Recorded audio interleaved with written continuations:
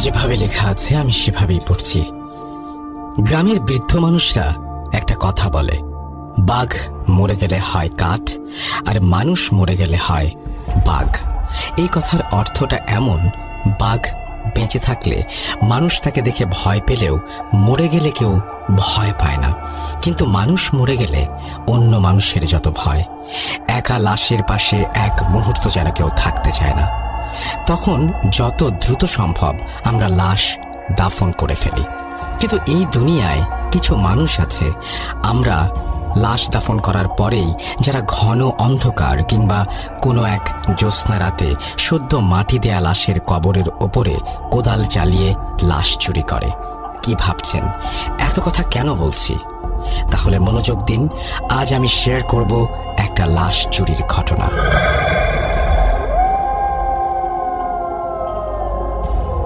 টিভিতে বা পত্রিকায় হয়তো অনেকে দেখেছেন বা পড়েছেন এমন নিউজ, কিন্তু এই ঘটনার তিক্ত অভিজ্ঞতা আমরা কজন জানি?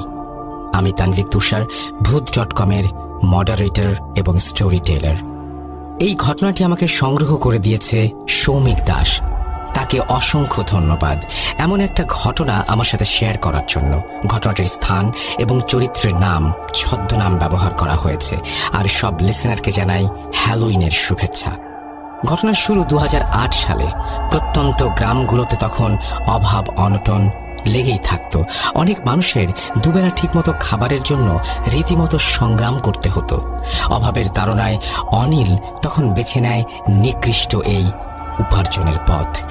এই চক্র তাকে অফার করে সদ্য কবর দেয়া লাশ চুরি থেকে শুরু করে তুলে নিয়ে নির্দিষ্ট জায়গায় তাদের হস্তান্তর করতে হবে, আর এতে তাকে লাশ প্রতি বেশ ভালো পরিমাণ টাকা দেয়া হবে। সে চিন্তা করলো, এই অভাবের জীবনে এমন লোভনীয় অফার কোন বোকায় পায়ে ঠেলে। সে রাজি হয়ে যায়, কিন্তু একার পক্ষে তো আর এই কাজ করা সম্ভব নয়। সে তখন তার দুই বন্ধুকেও ডেকে নেয় এই কাজে। এত ভালো টাকার অফার, তারা দুজনেও রাজি হয়ে যায়। শুরু হয় তাদের কাজ। তাদের গ্রামের মাঝ দিয়ে বয়ে চলেছে একটা নদী, চারপাশে তার বন জঙ্গলে ঘেরা। আর এই নদীর মাঝ দিয়েই ছোট্ট ডিঙ্গি নৌকা চালিয়ে তারা পৌঁছে যায় দূর দূরান্তের কবরস্থানে। গ্রাম থেকে দূরে কেউ মারা গেলেই খোঁজ রাখে তারা, সময় মতো হানা দেয় কবরে। ঘন কালো অন্ধকার রাতে কিংবা হালকা জ্যোৎস্না রাতে কবর থেকে লাশ তোলে তারা, আবার নৌকায় তুলে পৌঁছে দেয় নির্দিষ্ট গন্তব্যে। এক রাতের মাঝেই কাজ শেষ, আর বেশ ভালো পরিমাণ টাকা তাদের পকেটে। এভাবেই চলছে তাদের লাশ চুরির কাজ। ঠিক কতগুলো লাশ তারা চুরি করেছিল তার নির্দিষ্ট কোনো হিসাব তাদের কাছে নেই। অনেক রাতে ঝিরিঝিরি বৃষ্টির মাঝেও তারা লাশ চুরি করেছে কবর খুঁড়ে, কিন্তু তাদের কোনো সমস্যা হয়নি। তার ভাষ্যমতে প্রথম এই কাজে ভয় লাগলেও পরে আর ভয় পাননি তারা। এমনি একদিন তারা খবর পেলেন পাশের গ্রামের একজন লোক মারা গেছে, কিন্তু সমস্যা হলো তাকে যেখানে কবর দেয়া হয়েছে সেটা অনেক পুরনো কবরস্থান আর লোকালয়ের অনেক কাছে। কিন্তু অনেক দিন কোনো লাশ চুরি না করায় তিনজনের হাত তখন ফাঁকা। তারা যে কোনো মূল্যেই হোক লাশটি চুরি করতে চায়। কবর দেওয়ার দুদিন পরেই অমাবস্যা, আর সেই ঘন কালো অন্ধকারেই তারা সিদ্ধান্ত নেয় লাশ চুরির। সেদিন গভীর রাতে তারা তিনজন নৌকায় কোদাল, খন্তা, হারিকেন নিয়ে রওনা দেয়।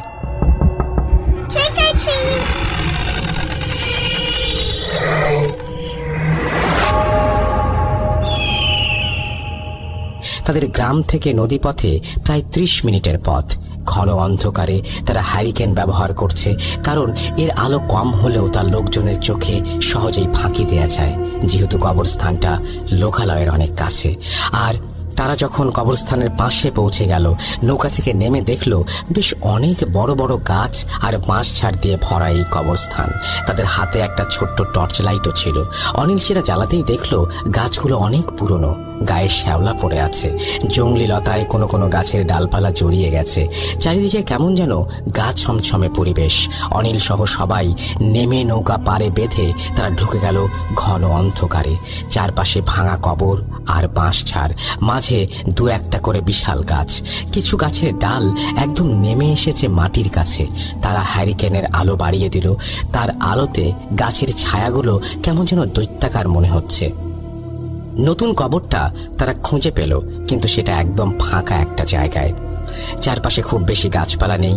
হ্যারিকেনটা পাশে রেখে তারা কবর খুঁড়তে শুরু করে। প্রথমে অনিল কিছুটা খোঁড়ে, এরপরে আরেকজন শুরু করে। অনিল হ্যারিকেনের পাশে বসে দেখছে। হ্যারিকেনের আলোয় কোদালটা বেশ বড় দেখাচ্ছে ছায়াতে। কিছুক্ষণ পরে অনিল উঠে একটু হাঁটতে যায় পাশে।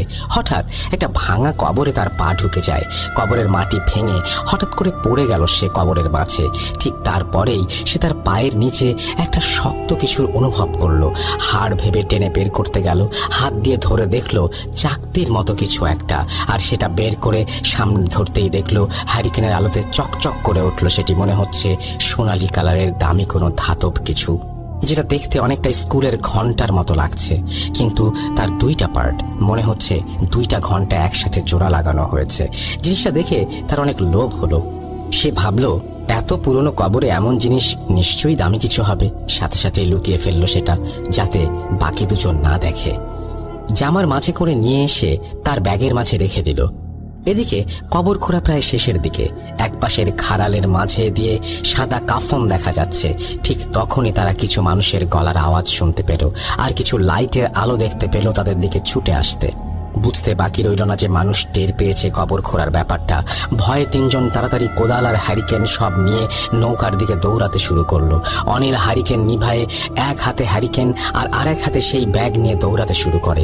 কিন্তু হঠাৎ মাঝে এসে অন্ধকারে একটা গাছের ডালের সাথে ধাক্কা খায় আর উল্টে পড়ে যায়। ব্যাগটা হাত থেকে ছিটকে পড়ে যায়। সেই ঘন্টাটা ব্যাগ থেকে নিচে পড়ে যায়। সেই ঘন্টাটা খুঁজে পেল তখন তার স্পর্শে খেয়াল করলো ঘন্টার একটা পার্ট তার হাতে, আর একটা খুলে কোথায় যেন চলে গেছে। এদিকে পেছনে গ্রামের মানুষ আসছে, তার খোঁজার সময় নেই। সে একটা পার্ট হাতড়ে কুড়িয়ে নিয়ে আবার দৌড় দিতে শুরু করলো। তারপরে তিনজন এসে নৌকায় উঠেই নৌকা চালানো শুরু করে দেয়। এ যাত্রায় অল্পের জন্য ধরা পড়তে পড়তে বেঁচে যায়। লোকজন নদীর পাড়ে এসে তাদের খুঁজতে থাকে, কিন্তু ততক্ষণে তার নৌকা নিয়ে তারা হারিয়ে গেছে। যেখানে লাশ নিয়ে আসার কথা সেখানে গিয়ে বিস্তারিত সব জানিয়ে তারা যখন বাড়ি ফিরে আসলো তখন ভোর হতে চলেছে। অনিল তার ঘরে সেই ব্যাগটা ঘরের একটা কোণে বাঁশের খুঁটির সাথে আটকে দিল। এভাবে ব্যাগটা একটা লোহার সাথে ঝুলিয়ে রেখে সে ঘুমিয়ে পড়ল। সকালে ঘুম ভাঙল তার মায়ের চিৎকারে। বাইরে বের হয়ে দেখে তার মা দাঁড়িয়ে আছে এবং তাকে বলছে, সারা রাত কি করছিস বলতো? অনিল অবাক হয়ে মার দিকে তাকিয়ে থাকে। মা কি সবকিছু জানতে পারলো? সে আমতা আমতা করে কিছু একটা বলতে যাবে, এর মাঝেই মা বলে উঠল, সারা রাত ধরে ঘরে বসে ঘন্টা বাজিয়েছিস, তার শব্দে তো ঘুম হলো না। অনিল কিছুটা অবাক হয় মায়ের কথা শুনে। সে কেন ঘন্টা বাজাবে? সে এসে আরাম করে ঘুমিয়ে গেছে। পরের দিন অনিলের ঘুম ভাঙে আবার তার মায়ের ডাকে। সে ঘুম থেকে উঠে বাইরে বের হয়ে দেখে তার মায়ের সাথে আরো কিছু প্রতিবেশী এসে জড়ো হয়েছে। তাদের সবার এক অভিযোগ, রাত ভর এই ঘন্টা বাজানোর শব্দে তারা ভালো করে ঘুমোতে পারেনি। সবাই প্রচন্ড রেগে যায় অনিলের ওপরে। কি হচ্ছে রাতে কিছুই বুঝতে পারে না সে। তার রুম থেকে নাকি ঘন্টার আওয়াজ হয়, আর সে দিব্যি ঘুমিয়ে আছে কিন্তু জানে না। অথচ বাড়ির আশেপাশের মানুষ ঘুমাতে পারেনি। সে সবার কাছে মাফ চেয়ে রুমে চলে আসে। তারপরে ব্যাগ নামিয়ে দেখে ব্যাগের ভেতরে ঘন্টাটা যেমন রেখেছে ঠিক তেমনি আছে, কোনো পরিবর্তন নেই। কিন্তু ব্যাগ আবার ওপরে রাখতে গিয়ে সে অবাক হয়ে যায়। কয়েকটি তেলাপোকা আর টিকটিকি মরে পড়ে আছে সোজা ব্যাগের নিচের মাটিতে। দেখে কিছুটা অবাক হয় অনিল। বিষয়টা আমলে না নিয়ে সে তার সব কাজ শেষ করে রাতে আবার ঘুমোতে যায়। তখন দেখে তার পোষা বেড়ালটা তার ঘরে এসেছে। সে বিছানায় শুয়ে পড়ার সাথে সাথে ঘাড় ঘুরিয়ে দেখে বিড়ালটি বসে আছে ঘন্টা রাখা তার সেই ব্যাগটার নিচে। বিড়ালটি বসে এক দৃষ্টিতে তাকিয়ে আছে তার দিকে। সেদিন রাতেও সে ঘুমিয়ে যায়। সকালে আবার কোলাহল। বাইরে যেতেই দেখে অনেক প্রতিবেশী, প্রচুর রাগ তার ওপর। প্রতিবেশীরা বলে তারা নাকি শান্তিতে ঘুমোতে পারছে না এই ঘন্টার আওয়াজে। সে সব কিছু শুনে আবার যখন রুমে ফিরে আসে দেখে বিড়ালটি ঠিক আগের মতোই একভাবে বসে আছে ব্যাগের নিচে, এক দৃষ্টিতে তাকিয়ে আছে তার খাটের দিকে। সে কিছুটা অবাক হয়ে যায়, বিড়ালটিকে পা দিয়ে ধাক্কা দেয়। বিড়ালটির সাথে সাথে উল্টে পড়ে যায়। তাড়াতাড়ি হাত দিয়ে ধরে দেখে বিড়ালটি যেভাবে ছিল ঠিক সেভাবেই চোখ খোলা রেখে মরে পড়ে আছে। এবার অনিলের প্রচুর ভয় হতে শুরু করে। কেন এমনটা হচ্ছে? প্রতি রাতে কে ঘন্টা বাজায় এটা দেখার জন্য আজ রাতে সে জেগে থাকবে বলে ঠিক করে। ভাবনা মতো রাতে ঘুমের ভান করে বিছানায় শুয়ে থাকে। অনেক রাত কিন্তু কিছুই নেই, সবকিছু স্বাভাবিক। চোখ লেগে আসছে তার, কোনো মতেই যেন ঘুমে আর চোখ খুলে রাখা যাচ্ছে না। কখন যেন ঘুম চোখে লেগে এসেছিল তার। হঠাৎ একটা শব্দে ঘুম যেন নিমেষেই হারিয়ে গেল তার চোখ থেকে। ঘরের টিনের চালের ওপর কে যেন হেঁটে বেড়াচ্ছে এপাশ থেকে ওপাশ। সাহস করে উঠে বসলো সে, কৌতূহল নিয়ে ব্যাগটার কাছে গেল। দেখে ব্যাগ ঠিক আগের জায়গাতেই আছে, কিন্তু ব্যাগের মাঝে সেই ঘণ্টাটি নেই। আবার টিনের চালের ওপরে কিছু দৌড়ানোর শব্দ। অনিল দৌড়ে বের হয়ে আসলো ঘরের বাহিরে। আধো আলোতে তাকাতেই দেখলো একটা কালো অবয়ব দ্রুত গতিতে ঘরের এক প্রান্ত থেকে অন্য প্রান্তে গিয়ে মিলিয়ে গেল। অনিল ভয়ে তখন জায়গা থেকে নড়ার শক্তি হারিয়ে ফেলেছে। তার মুখ দিয়ে কোনো আওয়াজ বের হচ্ছে না। শরীরের সমস্ত শক্তি দিয়ে চিৎকার করেও সে যেন আজ সেই শব্দ বের করতে পারছে না। মনে হচ্ছে এখনই জ্ঞান হারিয়ে ফেলবে। হঠাৎ ঘন্টার একটা মৃদু শব্দ ভেসে আসলো তার কানে। এক দৌড়ে ঢুকে গেল রুমের মাঝে। তারপরে আর কিছু মনে নেই তার। সকালে ঘুম থেকে উঠেই ব্যাগের কাছে গেল সে। ব্যাগ আর ঘন্টা যেমন ছিল তেমনই আছে, কোনো পরিবর্তন নেই। তার স্পষ্ট মনে আছে এখানে শুধু ব্যাগ ছিল, ব্যাগের মাঝের সেই ঘণ্টাটি ছিল না। এই ঘণ্টা থেকে সে এবার মুক্তি চায়। ব্যাগটা হাতে নিয়ে বের হয়ে গেল অনিল। একটা বড় নদীর নির্জন মোড়ে এসে দাঁড়ালো। তারপরে আস্তে করে ব্যাগ থেকে ঘণ্টাটা বের করে ছুঁড়ে ফেলে দিল নদীর মাঝে। মনে হলো তার অনেক বড় একটা চিন্তা নেমে গেল মাথা থেকে। বাড়ি ফিরে আসলো সে। প্রতিদিনের মতো কাজ শেষ করে আবার ঘুমিয়ে পড়ল সে। মাঝরাতে আবার টিনের ওপরে সেই দৌড়ানোর শব্দে ঘুম ভেঙে গেল। উঠে দেখে ব্যাগ যেমন রয়েছে তেমনই আছে, ঘরের ওপরে শব্দটার নেই। ভয়ে ভয়ে বিছানা থেকে 1 পা 2 পা করে নেমে এলো অনিল। ব্যাগটা যেন তাকে কাছে টানছে। এগিয়ে গেল ব্যাগটার দিকে, কাঁপা কাঁপা হাতে ব্যাগটার দিকে হাত বাড়িয়ে দিল অনিল। ব্যাগটা হাতে নিতেই খুলে যেন ভয়ের একটা প্রচণ্ড স্রোত বয়ে গেল তার শির দাঁড়ায়। ব্যাগের মাঝে সেই ঘণ্টাটি, আর ঘণ্টার গায়ে এখনো লেগে আছে পানি। মনে হচ্ছে এই মাত্র কেউ পানি থেকে সেটা তুলে নিয়ে এসেছে। একটা সামান্য ঘণ্টা দেখেছে মানুষ এত ভয় পেতে পারে, এটা সে উপলব্ধি করতে পারেনি। ব্যাগটা আবার রেখে শুয়ে পড়ল আর চিন্তা করতে থাকলো কি করা যায় এই ঘণ্টা নিয়ে। সকালে ঘুম থেকে উঠে বাজারে বিক্রির জন্য নিয়ে যায় সেই ঘণ্টাটি। এক ভাঙারির দোকানে বিক্রি করে ফিরে আসে সে। তারপর থেকে সবকিছুই স্বাভাবিক, কোনো সমস্যা নেই। অনিল ভাবলো যাক, অবশেষে এই যন্ত্রণা থেকে মুক্তি পাওয়া গেছে। এর ঠিক 7 দিন পরে একটা ছেলে ব্যাগ হাতে হন্তদন্ত হয়ে ছুটে আসলো তার বাড়িতে। এসেই বলল, আমাকে 1 গ্লাস পানি দেন। পানি খেয়ে ছেলেটি ব্যাগটি এগিয়ে দেয় অনিলের দিকে। ব্যাগটা হাতে নিয়ে অনিল ভেতরে তাকিয়ে দেখলো সেই ঘণ্টা। ছেলেটা তার দিকে তাকিয়ে বলল, এই ঘণ্টা কেনার পরে বাবা এটাকে আমাদের বাড়িতে নিয়ে যায়। তারপর থেকে আমাদের পরিবারের কোনো কিছু ঠিক নেই। ছেলেটি কাঁপা কাঁপা স্বরে বলতে শুরু করলো, বাবা সেই ঘণ্টাটি নিয়ে এসে রুমের ভিতরে রেখে দিয়েছিল। হঠাৎ রাতে টিনের চালের ওপর ভারী কিছু একটা হাঁটার শব্দ পেয়ে ঘুম ভেঙে যায়। তিনি উঠে যান বাইরে দেখতে। দেখেন একটা কালো অবয়ব দ্রুত গতিতে এপাশ থেকে ওপাশে চলে যাচ্ছে। বাবা অনেক ভয় পেয়ে যায়। তিনি একটা চিৎকার দিয়ে দৌড় দিবেন, ঠিক এমন সময় অবয়বটা তার দিকে তাকিয়ে একটা ধাক্কা দেয়। আমরা বের হয়ে বাবাকে অবচেতন অবস্থায় পাই। তাকে রুমে নিয়ে যাই। সকালে জ্ঞান ফেরার পরে বাবা আমাদের এই ব্যাপারগুলো বলেন, কিন্তু পরদিন থেকেই বাবার মাঝে একটা অস্বাভাবিক কিছু লক্ষ্য করি আমরা। বাবা কেমন যেন চুপচাপ হয়ে গেছেন সব সময়, কারোর সাথে কোনো কথা বলেন না। হাসি খুশি মজার মানুষটা যেন এক মুহূর্তে বদলে গেল আমাদের সামনে। আমরা বুঝছিলাম না হঠাৎ কি হলো। এর 3 দিন পরে ঘটল এক ভয়ানক ঘটনা। আমাদের কয়েকটি গরু ছাগল আছে। বাবার থাকার ঘরের পাশেই আরেকটা ঘরে এগুলো রাখা হয়। মাঝরাতে হঠাৎ একটা গরুর চিৎকারে আম্মুর ঘুম ভেঙে যায়। তিনি উঠে দেখেন বাবা পাশে নেই। সেই সময় বাড়িতে চোরের উৎপাত ছিল অনেক বেশি। চোর ভেবে হয়তো শব্দ শুনে বাবা উঠে গেছেন, এটা ভেবে আম্মু নিজেও উঠে যান দেখতে কি হয়েছে। তিনি লাইট হাতে এগোতে দেখেন গোয়াল ঘরের দরজা খোলা। গরুগুলো যেমন ছিল ভয়ে শয়ে একদিকে তাকিয়ে আছে। ভেতরে যে লাইট ধরতে আম্মু দেখেন বাবা একটা ছোট বাচ্চা ছাগলের পা ধরে গলা থেকে চুইয়ে পড়া রক্ত খাচ্ছে, আর ছাগলের মাথাটা পাশে পড়ে আছে। ছাগলের মাথাটা ছিঁড়ে পড়ে থাকা দেখে মনে হচ্ছে কেউ মুচড়ে সেটাকে টেনে ছিঁড়ে ফেলেছে। বাবার মুখে তাজা রক্ত লেগে আছে। আম্মু লাইট ধরতেই তিনি আম্মুর দিকে তাকিয়ে একটা হাসি দিয়ে অনেক ভারী কণ্ঠে বলেন, ঘণ্টা ফিরে এসেছে, ঘণ্টা ফিরে এসেছে, কেউ বাঁচবি না, ঘণ্টা আবার ফিরে এসেছে। এরপরে আম্মু একটা চিৎকার দিয়ে জ্ঞান হারিয়ে ফেলেন। আমরা দৌড়ে বের হতে গিয়ে দেখি এই অবস্থা। আম্মুকে ধরে রুমে নিয়ে আসি আর বাবাকেও কয়েকজন ধরে রুমের দিকে নিয়ে আসি। তার এই অবস্থা, যে শরীরে এত শক্তি, আমরা কজন মিলেও তাকে আটকাতে পারছিলাম না।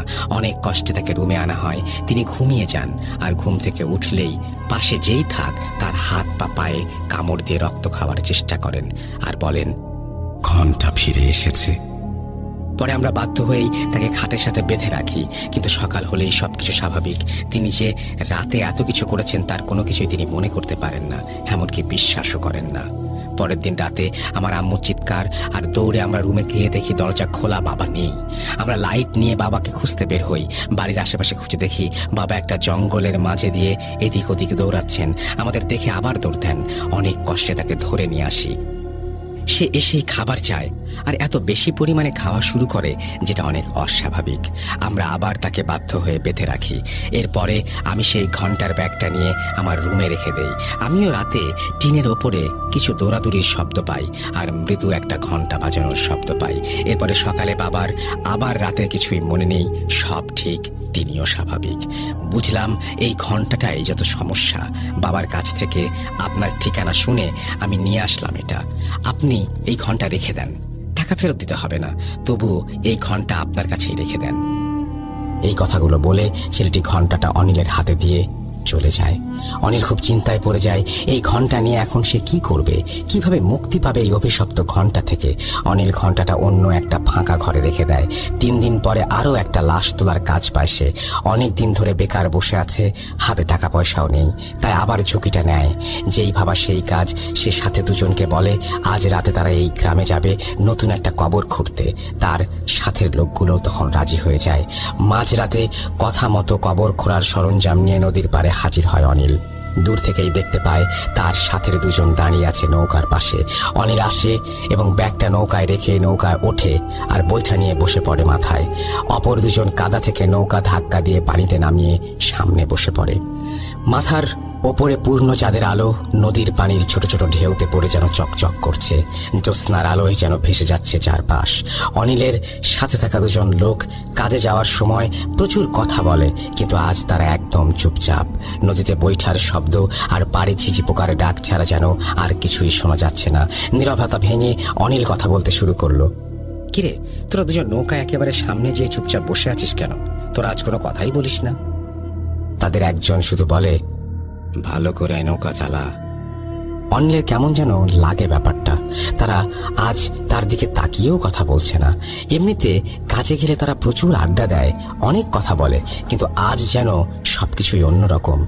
জ্যোৎস্নার আলোয় ভেসে ভেসে চলেছে নৌকা। একটু দূরেই একটা জমজমাট ঘন কালো অন্ধকার দেখা যাচ্ছে। জ্যোৎস্নার এই অবারিত আলো যেন উজ্জ্বল করে উঠতে পারেনি সেই জায়গার একটা কোণা। অনিল নৌকার মাথা ঘুরিয়ে সেই জমাট বাঁধা অন্ধকারের দিকে নৌকা নিয়ে গেল। কাছে যেতেই আবছা আলোয় দৃশ্যমান একটা বাঁশঝাড়ের নিচে নৌকা থামিয়ে নেমে পড়ল তারা। নৌকাটাকে একটা বাঁশের সাথে বেঁধে নেমে সেই বাঁশঝাড় পেরোতেই দেখতে পেল ফাঁকা বিশাল একটা মাঠ। দেখে মনে হচ্ছে ফসলি জমি, কিন্তু এই মুহূর্তে কোনো ফসল নেই। দ্রুত গতিতে তারা হেঁটে চলেছে সামনের দিকে। জ্যোৎস্নার আলোয় সামনে একটু একটু করে যেন অন্ধকার মিলিয়ে সব দৃষ্টিগোচর হচ্ছে অনিলের কাছে। ওই যে একটু দূরে দেখা যাচ্ছে আরও বাঁশের সারি, আর সেখানেই রয়েছে একটা কবরস্থান, যাতে সদ্য কবর দেয়া একটা লাশ রয়েছে। কবরস্থানে যাওয়ার পরেই হ্যারিকেন জ্বালিয়ে দিতে যায় অনিল, কিন্তু সাথে থাকা দুজন লোকের একজন তাকে বলে, এবার আর হ্যারিকেন জ্বালানোর দরকার নেই, চাঁদের আলোতেই তো অনেক ভালো দেখা যাচ্ছে। অনিল দেখল অন্ধকারে একটু তাকিয়ে থাকলেই চোখ সয়ে যাচ্ছে, ফলে মোটামুটি ভালোই দেখা যাচ্ছে। আর বাঁশ ও গাছের ফাঁক দিয়ে আসা চাঁদের আলোর রেখায় তা স্পষ্ট হয়ে উঠছে। অনিল ভাবল লাশ তোলার সময় হ্যারিকেন জ্বালিয়ে দেবে। কাঁধের কোদাল নিয়ে কবরটার দিকে এগিয়ে যায় অনিল। কবরের এক মাথা থেকে কোদাল চালাতে শুরু করে। কবরের ঝুরঝুরে মাটিতে কোদাল চালিয়ে সরিয়ে দিচ্ছে অনিল। একটু পরেই এক পাশে বাঁশের চাটাই বের হয়ে আসলো। অনিলের গা ঘেমে তখন টপ টপ করে পানি পড়ছে। কোদালটা কবরের পাশে রেখে আরেকজনকে খুঁড়তে বলে ঘাম মুছতে লাগলো অনিল। এরপরে একটু দূরে চলে গেল সে। গাছ আর বাঁশঝাড়ের জন্য গ্রামের দিকের আলো কিছুই দেখা যায় না, তাই অনিল কবরস্থান থেকে বের হয়ে একটু সাইডে আসলো দেখতে দূরে গ্রামের দিকে কোনো আলো দেখা যায় কিনা। গ্রামের দিকে ঘন অন্ধকার, কিছুই দেখা যাচ্ছে না। একটা মাটির মেঠো পথ চলে গেছে ফসলের জমির মাঝ দিয়ে। রাস্তার দুপাশে গাছের সারি, চাঁদের আলোয় যেন ভয়ঙ্কর দেখা যাচ্ছে চারপাশ। ঘামা শরীরে ঠান্ডা একটা শিরশিরে বাতাস এসে লাগতে থাকলো অনিলের গায়ে। আরামে কিছু সময় বসে রইল সেখানে একটা গাছের নিচে। বেশ কিছু সময় পরে উঠে কবরের দিকে চলে গেল অনিল। জঙ্গলের মাঝে ঢুকে আবছা আলোয় অনিল দেখল কবর খোঁড়া শেষ। কাফন করা লাশটাও দেখা যাচ্ছে ওপরে। চাঁদের আলোয় লাশের গায়ে নতুন কাফনের কাপড়টা যেন চকচক করে উঠছে। লাশের কাফনের ওপরে যেন তার সাথে আসা দুজন উপুর হয়ে কাফনের মাঝে কিছু একটা খুঁজছে বলে মনে হলো। অনিল একটু দূরে থাকা ব্যাগের কাছে গিয়ে হ্যারিকেনটা জ্বালিয়ে দিল। হ্যারিকেনের আলো বাড়িয়ে অনিল এগিয়ে গেল কবরের দিকে। দুজন তখনও উপুর হয়ে আছে লাশটার ওপরে। অনিল এগিয়ে যেতে একজন পেছনে তাকালো। হ্যারিকেনের লাফাতে থাকা আলোর ছটায় অনিল দেখল তার দিকে লোকটার মুখে লাশের চামড়া। পায়ের থেকে কামড়ে খাচ্ছে লাশটার একটা অংশ। অনিলের শির তারা দিয়ে ভয়ের একটা ঠান্ডা স্রোত বয়ে গেল। আর চেনা দুই লোক যেন আজ অনেক অচেনা, অনেক বড় রহস্য। এর মাঝেই তার দিকে তাকিয়ে তারা বলল, ঘন্টা ফিরে এসেছে। এই কণ্ঠ যেন অনিলের হৃৎপিণ্ড ফুঁড়ে বেরিয়ে গেল। হ্যারিকেন ফেলে ঊর্ধ্বশ্বাসে দৌড়াতে শুরু করলো অনিল। বাঁশঝাড় পার হয়ে মাঠের মাঝে নেমে গেল অনিল। দৌড়ে চলেছে নদীর দিকে। হঠাৎ দেখে সামনে দাঁড়িয়ে তার সাথেই আসা একটা লোক আবার একটা হাসি দিয়ে বলছে, ঘন্টা ফিরে এসেছে। অনিল উল্টো দিকে এক দৌড় দেয়। এই গ্রামে তার পরিচিত এক বন্ধু আছে, তার বাড়ির দিকেই দৌড়াতে শুরু করলো অনিল। কিছু দূর যেতেই অনিল একটা পুকুর দেখতে পেল চাঁদের আলোয়। সেখানে দৌড়াতে শুরু করলো অনিল। সে তখনও ঘামছে, তার হৃৎপিণ্ড যেন তখনও থামছে না। মনে হচ্ছে বুক চিরে বেরিয়ে আসবে ভয়ে। পুকুরের পাড়ে যেতেই অনিল দেখল ওপর থেকে কি যেন ধপাস করে পুকুরের পানিতে পড়ল। পুকুরের পানি যেন আন্দোলিত হয়ে উঠল। পানি এসে পাড়ে বাড়ি খেতে লাগলো। চাঁদের আলোয় অনিল দেখল সাদা কিছু একটা ভেসে আছে পানির মাঝে। অনিল একটু দাঁড়িয়ে থাকলো দেখার জন্য কি সাদা জিনিসটা কাছে আসতে অনিল ভয়ের চূড়ান্ত পর্যায়ে পৌঁছে গেল। এটা আর কিছু নয়, কাফন করা একটা লাশ। অনিল ভয়ে জ্ঞান হারানোর মতো অবস্থায় দৌড়াতে শুরু করলো। সামনে যেতেই দেখলো মাঠের মাঝে একটা বাড়ি। মনে হচ্ছে ভেতর থেকে একটা হলুদ আলোর আভা বেরিয়ে আসছে ঘরের ফাঁক দিয়ে। অনিল সেদিকে ছুটতে লাগলো। ঘরের দরজার সামনে যেয়ে জোরে জোরে দরজায় ধাক্কা দিতে শুরু করলো। এক বৃদ্ধ লোক দরজা খুলে দিল। অনিল দেখেই যেন ভেতরে প্রাণ ফিরে পেল। ঘরে ঢুকেই দেখেন আরো একজন বৃদ্ধা দাঁড়িয়ে আছে। অনিলকে এভাবে দেখে বৃদ্ধটি বলল, তোমার কি হয়েছে? এমন করে হাঁপাতে হাঁপাতে দৌড়াচ্ছ কেন? অনিল শুধু বলল, পাশের পুকুরে একটা লাশ ভেসে উঠতে দেখলাম। বৃদ্ধ কথাটা শুনেই বলল, পুকুরটা অনেক খারাপ, তোমার রাতের বেলা এদিকে আসা ঠিক হয়নি। আচ্ছা তুমি বসো, আমি দেখে আসি কি হয়েছে। বলেই একটা নতুন হ্যারিকেন জ্বালিয়ে বের হয়ে গেলেন বৃদ্ধটি। অনিল বসে রইল খাটে।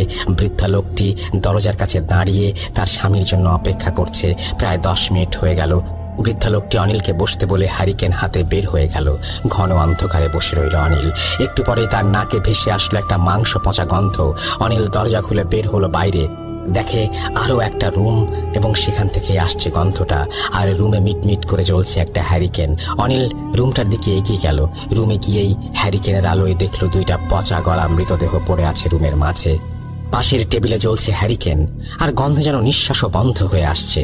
অনিল ভয়ে কি করবে, কোথায় যাবে কিছুই বুঝতে পারছে না। পাগল প্রায় হয়ে আবার দৌড়াতে শুরু করে সে। এবার কোথাও না, এবার তাকে নৌকার কাছে যেতে হবে, বের হতে হবে এই মৃত্যুপুরী থেকে। অনিল দৌড়াতে শুরু করে ফাঁকা মাঠ দিয়ে সেই নদীর দিকে যেখানে তার নৌকা বাঁধা। কতক্ষণ ধরে অনিল দৌড়েছে তার খেয়াল নেই, শুধু মনে হচ্ছে এখান থেকে বের হতে হবে। অনিল যখন নদীর প্রায় কাছে চলে আসছে, আবার দেখে তার সাথের 2জন লোক তার পেছন পেছন দৌড়াচ্ছে। কিন্তু তাদের ভাবটা এমন, তারা অনিলকে ধরতে চায়, যেন লাশের মতো কামড়ে ছিঁড়ে ফেলতে চায় অনিলকে। অনিল দৌড়ে এক লাফে নৌকায় উঠে যায়। বৈঠা হাতে নৌকা চালাতে শুরু করে। পাড় থেকে একটু দূরে নৌকাটা নিতেই তার খেয়াল হলো অনেক বড় একটা ভুল করেছে সে। ভয়ে নৌকার এত তাড়াহুড়া করে উঠেছে যে নৌকার অপর মাথায় একটা লাশ আছে সেটা খেয়ালই করেনি। নদীর মাঝে চাঁদের আলোয় যেন স্পষ্ট দেখা যাচ্ছে সেই কাফন করা লাশ। পাড়ের দিকে তাকিয়ে এখনো দেখা যাচ্ছে সেখানে দাঁড়িয়ে আছে তার সাথে 2জন। নৌকা চলার সময় ঝিরিঝিরি বাতাস বয়ে চলেছে, আর সেই বাতাসে লাশের শরীরের কাফনের কাপড় উঠছে, আর পায়ের কাছে কাফনের কাপড় দিয়ে লাল হয়ে চুইয়ে পড়ছে রক্ত। সামনেই চাঁদের আলোয় দেখা যাচ্ছে নদীর অপর প্রান্ত। অনিল নৌকাটা জোরে একটা ধাক্কা দিয়ে জ্ঞান হারিয়ে ফেলে। সকালে মানুষের কোলাহলে তার জ্ঞান ফিরে আসে। সে নৌকায় গলয়ের মাঝে পড়ে আছে, আর তার বাড়ির লোক তার মাথায় পানি দিচ্ছে নৌকাতেই। সূর্যে তখন প্রচুর জ্বর। জ্ঞান ফিরে আসার পরে অনিল জানতে পারে এদিকে তার থেকে ঘন্টা কিনে নেওয়া সেই লোকটি গত রাতে নিখোঁজ ছিল, আর সকালে তার লাশ পাওয়া যায় অনিলের বাড়ির পাশের একটা খড়ের গাদার পেছনে। লাশের গায়ে ছিন্ন ভিন্ন অবস্থা, মনে হয় আঁচড়ে তুলে নিয়েছে কেউ চামড়াগুলো শরীর থেকে। অনিল তখনও বাসার কাউকে কিছুই জানায়নি। তার মনে হতে লাগলো এবার কি তার পালা? এই ঘন্টা ফিরে আসায় এবার কি তাকে মরতে হবে? ভয়ে শিউরে উঠল অনিল। শিরদাঁড়া দিয়ে নেমে আসলো ভয়ের একটা ঠান্ডা স্রোত। কি ভাবছেন এখানেই শেষ? ঘন্টা যখন ফিরে এসেছে, ঘটনা তবে শুরু এখান থেকেই। কি ছিল সেই রহস্যময় ঘন্টা? কোথা থেকে ফিরে এসেছে এটি? অনিলের ভাগ্যে কি ঘটেছিল? এই প্রশ্নগুলো কি ঘুরপাক খাচ্ছে আপনার মাথায়? তাহলে ভাবতে থাকুন, আর এই ঘটনার সব রহস্য উন্মোচন করতে অপেক্ষা করুন ঘটনার পরবর্তী অংশের জন্য। খুব তাড়াতাড়ি আসতে চলেছে ভূত.com-এর পরবর্তী কোনো এক এপিসোডে। আল্লাহ হাফিজ।